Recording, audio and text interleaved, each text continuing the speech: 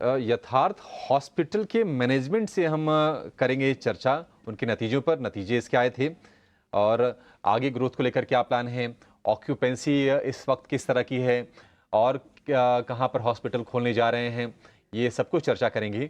और मैनेजमेंट को जोड़ते हैं, हमारे साथ जुड़ गए हैं यथार्थ हॉस्पिटल के डायरेक्टर यथार्थ त्यागी। यथार्थ जी, बहुत शुक्रिया आपका समय देने के लिए। स्वागत है आपका टीनो स्वदेश पर।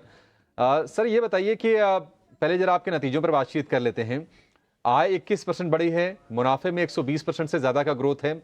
बताएंगे आप जरा कि पुश कहां से मिला नतीजों को, कैसे आपने बेहतर नंबर रिपोर्ट किए?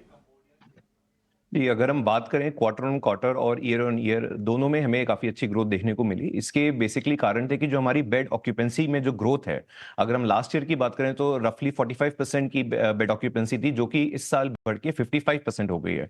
और bed occupancy quarter on quarter भी हमारी सिग्निफिकेंटली बढ़ रही है। अगर हम अपने मेच्योर हॉस्पिटल्स की बात करें तो वहां पे ऑक्यूपेंसी पहले से ही जो 90% थी, उसमें भी अभी आरपॉप बढ़ने के कारण ओवरऑल हॉस्पिटल में ग्रोथ हुई है। और सिमिलरली जो हमारे नए हॉस्पिटल्स हैं, नोएडा एक्सटेंशन की बात करें, झांसी की बात करें, तो वहां पे भी बेड ऑक्यूपेंसी काफी अच्छी तरह से बढ़ रही है। साथ ही साथ इसके हमारे कुछ नए ट्रीटमेंट्स हमने स्टार्ट करे पिछले 2 क्वार्टर में, जिसका रिजल्ट अभी हमें दिख रहा है। जैसे कि हम oncology, radiation oncology, PET scan, nuclear medicine, और साथ के साथ जो सुपर स्पेशलिटी ट्रीटमेंट्स होते हैं जैसे कि किडनी ट्रांसप्लांट, लिवर ट्रांसप्लांट, इनके वॉल्यूम्स, बिकॉज ये रिसेंटली हमने ट्रीटमेंट स्टार्ट करे, इनके वॉल्यूम्स और आगे बढ़ने को देखने को मिले हमें, जिसकी वजह से ओवरऑल ये रिजल्ट और ये क्वार्टर हमारे लिए काफी अच्छा गया है। निसार जी, पहले तो बहुत शुक्रिया, आप हमको समय दे रहे हैं। सर एक्चुअली आपके हॉस्पिटल की को मैंने बहुत क्लोज से देखा है, क्योंकि आपके हॉस्पिटल से जस्ट 2 किलोमीटर दूर ही मेरा घर है जहाँ पे मैं रहता हूँ। और मैंने कई बार आपके हॉस्पिटल पर विजिट किया है, तो बहुत ही शानदार हॉस्पिटल आपने बनाया है। और इस एज में, जिस एज में अभी आप हैं, इस एज में इस तरह का हॉस्पिटल को बनाना और आगे चल के कई हॉस्पिटल्स का एक्सपेंशन करना अपने में बहुत बड़ी बात है। थैंक यू वेरी मच पहले तो इसके लिए समय देने के लिए। मेरे को जरा एक चीज़ बताइए, क्योंकि आपके हॉस्पिटल में भी ना रोबोटिक सर्जरी वगैरह हो रही है, मैंने कई जगह पर बोर्ड लगे हुए देखा है। तो पहले मेरे को जरा ये बताइए, रोबोटिक सर्जरी में क्या इंडियंस भी हैं कि सिर्फ आप इंटरनेशनल पेशेंट्स का ही रोबोटिक कर रहे हो भी आप? पहले समझना होगा रोबोटिक सर्जरी किस तरह से करी जाती है। तो रोबोटिक सर्जरी के लिए जो दा विंची सर्जिकल रोबोट होता है, जो कि पूरे विश्व में नंबर 1 रोबोट माना जाता है, लगभग 10 से स्टार्ट होकर 15 करोड़ के आसपास तक का एक ये रोबोट आता है। इसके जरिए जो भी जनरल सर्जरीज होती हैं, जैसे कि आपकी हर्निया की सर्जरी हो गई, यूरोलॉजी के स्टोन्स हो गए, और साथ के साथ कुछ गायनी सर्जरीज, इनके जरिए ये रोबोटिक सर्जरी इस रोबोट के जरिए करी जाती है। और मेजॉरिटी ऑफ रोबोटिक सर्जरीज जो हमारे हॉस्पिटल में हो रही है, डोमेस्टिक पेशेंट्स के लिए ही हो रही है। नोएडा के एरिया में जो लोग रह रहे हैं और आसपास पूरे दिल्ली एनसीआर से, चाहे वो गाजियाबाद हो गया, दिल्ली हो गया, और आसपास की जो यहाँ की कनेक्टिंग एरियाज है, वहां से पेशेंट्स रोबोटिक सर्जरीज के लिए हमारे पास आ रहे हैं। रोबोटिक सर्जरी का फायदा ये होता है कि जहां पहले पेशेंट को ऑपरेशन के बाद 4 से 5 दिन हॉस्पिटल में रुकना पड़ता था, आज रोबोट के जरिए हम पेशेंट को 24 घंटे से 48 आवर्स में डिस्चार्ज कर सकते हैं। साथ के साथ जो उसका इंसिजन और जो स्कार्स होते हैं बॉडी पे, वो बहुत कम होते हैं, तो patient can return back to work early. तो ये काफी फायदा होता है रोबोटिक सर्जरीज का, जो कि प्राइमरली डोमेस्टिक पेशेंट्स जो इस एरिया में लोग रह रहे हैं उनको मिल पा रहा है। आरती, कोई एक सवाल और भी है, क्योंकि ये सभी लोग ये जानते हैं कि आप नोएडा नोएडा सेंट्रिक हॉस्पिटल्स हैं आपके, ग्रेटर नोएडा, नोएडा, नोएडा एक्सटेंशन, इन सब पे ही हैं। नोएडा के अलावा जैसे आपने झांसी में भी खोला है, कुछ और जगह है जहाँ पर एक्सपेंशन करोगे आप?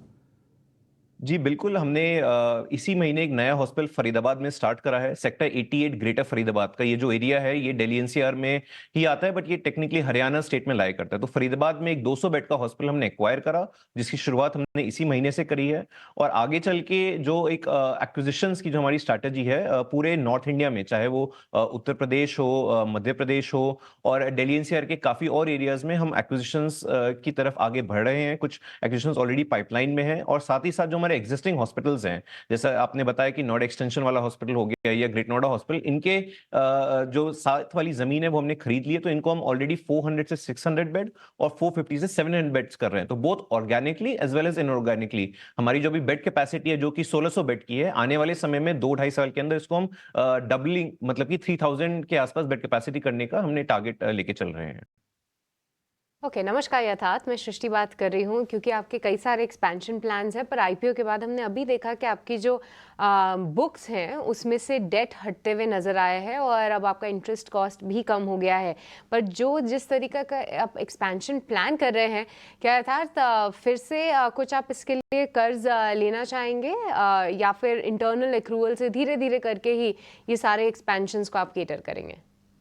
आई थिंक हमारी सोच रहेगी कि मिक्स ऑफ स्ट्रैटेजी से हम आगे बढ़ें, तो थोड़ी बहुत डेट हम जरूर ले सकते हैं, बट साथ ही साथ जैसे कि आपने कहा कि फाइनेंस कॉस्ट जीरो होने से जो हमारे इंटरनल एक्यूरल्स है वो काफी स्ट्रांग हुए हैं। साथ ही साथ अभी भी जो आईपीओ से जो मनी रेस था वो अभी भी we are sitting on some net cash position on the balance sheet, तो दोनों का एक कॉम्बिनेशन रहेगा। बट ओवरऑल मुझे लगता है कि अगर डेट ली भी जाएगी फर्दर एक्विजिशंस के लिए, बहुत एक माइन्यूट अमाउंट में होगा और तब भी कंपनी नेट डेट फ्री रहेगी। इसके साथ साथ एक्विजिशंस के लिए, क्योंकि हम काफी और हॉस्पिटल है जिसमें हम ओएनएम मॉडल पे भी बात कर रहे हैं, ऑपरेशंस एंड मैनेजमेंट, तो उसमें बस एक मेडिकल इक्विपमेंट का खर्चा आता है और लैंड और बिल्डिंग के एक्सपेंसेस नहीं आते, तो दोनों ही मॉडल पे हम आगे बढ़ेंगे और एक mix of debt as well as inter accrual से हमारी स्ट्रेटेजी एक्विजिशंस की तरफ आगे रहेगी। यथार्थ एक और चीज़ आपसे जानना चाहेंगे क्योंकि अब जो फरीदाबाद के हॉस्पिटल की आप बात कर रहे हैं वो इसी साल से आपके पूरे फाइनेंशियल्स में हेल्प करने को स्टार्ट करेगा। साथ ही साथ जितने भी नए हॉस्पिटल्स जैसे जैसे आप खोलते हैं तो थोड़ा सा इनिशियल टाइम पे ऑक्यूपेंसी पे असर होता है। इस बार हमने देखा आपकी ऑक्यूपेंसी ग्रोथ बहुत अच्छी रही। आगे के लिए क्या कुछ आउटलुक है? क्या ये 57% जो कि Q4 में था, क्या इससे थोड़ा सा कम हो सकता है? क्योंकि एक वो भी बात थी कि जिस तरीके से आपकी पूरी प्रेजेंस है उसमें बाकी हॉस्पिटल या बाकी पेयर्स के कंपैरिजन में आपकी ऑक्यूपेंसी थोड़ी सी कम रही है, तो इसको ऊपर करने के लिए क्या कुछ गाइडेंस है उस फ्रंट पे और क्या आपको लगता है कि जो जिस तरीके से इनिशियल नए हॉस्पिटल्स आएंगे तो थोड़ा सा उस पर प्रेशर रह सकता है? और ऐसा मानना है कि आने वाले समय में ग्रुप की ओवरऑल ऑक्यूपेंसी और बढ़ेगी। जिस तरह से पिछले 1-2 साल में जो डेल्टा ग्रोथ रही ऑक्यूपेंसी में, उसी ग्रोथ को हम बरकरार, और दैट ग्रोथ इज सस्टेनेबल। ये बात बिल्कुल सही है कि क्योंकि हम हर साल नए हॉस्पिटल्स खोल रहे हैं, एग्जिस्टिंग बेड कैपेसिटी को बढ़ा रहे हैं, तो उससे उन हॉस्पिटल से ड्रैग डाउन आएगा। बट जो हमारे एग्जिस्टिंग हॉस्पिटल्स हैं जहां पे अभी भी ऑक्यूपेंसी 55 और 65% है, वहां पे ऑक्यूपेंसी और बढ़ेगी। तो अभी ऑर्गेनिक ग्रोथ काफी आने वाली है, जिसकी वजह से नए हॉस्पिटल से अगर ऑक्यूपेंसी थोड़ी बहुत ड्रैग डाउन होगी भी, तो जो एग्जिस्टिंग और जो मेच्योर हॉस्पिटल्स है उसमें ऑक्यूपेंसी बढ़ने के कारण ओवरऑल ग्रुप की जो ऑक्यूपेंसी है वो बढ़ेगी। और फरीदाबाद की जहां तक बात है कि ये बात बिल्कुल सही है कि वो नया हॉस्पिटल हमने अभी इस साल स्टार्ट करा है, बट क्योंकि वो एक एक्वायर करा हुआ हॉस्पिटल था, तो उसमें ऑलरेडी काफी एम्पैनलमेंट्स और हेल्थ इंश्योरेंस के जो अप्रूवल होते हैं वो ऑलरेडी हैं। जब भी नया हॉस्पिटल स्टार्ट होता है तो पहले कुछ महीने हेल्थ इंश्योरेंस को एम्पैनलमेंट कराने, गवर्नमेंट स्कीम्स को एम्पैनलमेंट कराने में चले जाते हैं। बट बिकॉज फरीदाबाद में ऑलरेडी ये एम्पैनलमेंट्स फर्स्ट डे से हैं, तो इसमें ऑक्यूपेंसी रैंप अप में हमें बिल्कुल समय नहीं लगेगा। एंड ऑलरेडी हमें लगता है कि इसकी ऑक्यूपेंसी और ओवरऑल ऑक्यूपेंसी की जो ग्रुप की है, आने वाले समय में, आने वाले क्वार्टर्स में और ओवरऑल बढ़ेगी। ठीक है यथार्थ, बहुत बहुत शुक्रिया आज हमारे साथ जुड़ने के लिए और नतीजों पे बात करने के लिए, साथ ही आगे के लिए क्या कुछ आउटलुक बन रहा है वो भी शेयर करने के लिए।